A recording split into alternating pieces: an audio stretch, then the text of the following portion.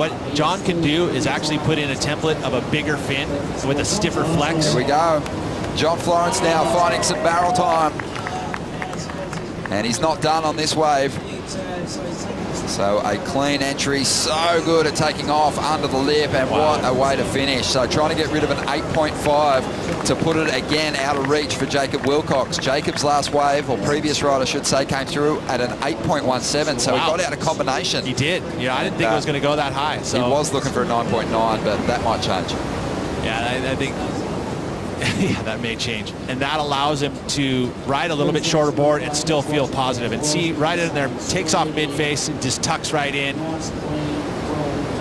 Cut back.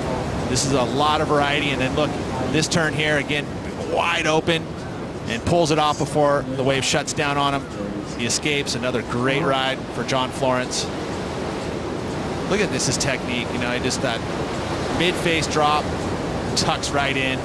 We haven't seen many barrels, so that shows how difficult it is, especially out here at main break. So nice work for John.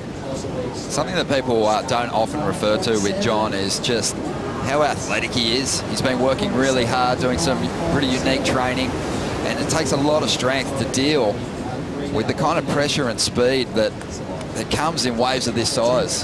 He just really unloads all that speed with a great amount of power and just finesses his board through these turns. It's only a 6.2. You see that turn there? That was similar to what we saw from Connor, but John actually was able to get that front arm or back arm all the way through the maneuver. And then there, a different technique, different angle, puts the arm over the top of the head. You know, sometimes it's coming across the waist, sometimes it's coming across the head. So there's that point of difference.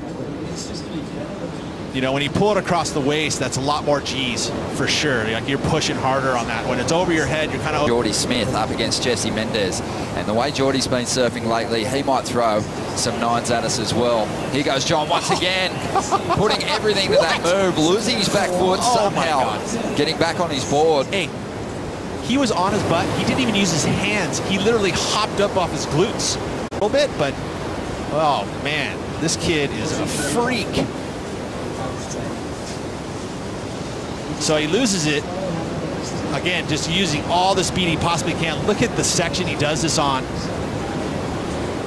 Back foot comes off, he's on his tush. He somehow looks like he got both hands there, but how does he do that? That's the agility. And that, you know, that athletic build, and just, you know, Kid Peligro. You've been getting this kid on fire. That's the kind of moves he was doing on the mat, except for he's doing it on a 6.2 surfboard. 2.4. But here it is again in real time, and we talked about how he uses that speed. Look how fast he goes through this turn. See how fast he got back on his surfboard. Oh, goodness. Look at that. There's not a lot of humans on this globe that can do those types of turns.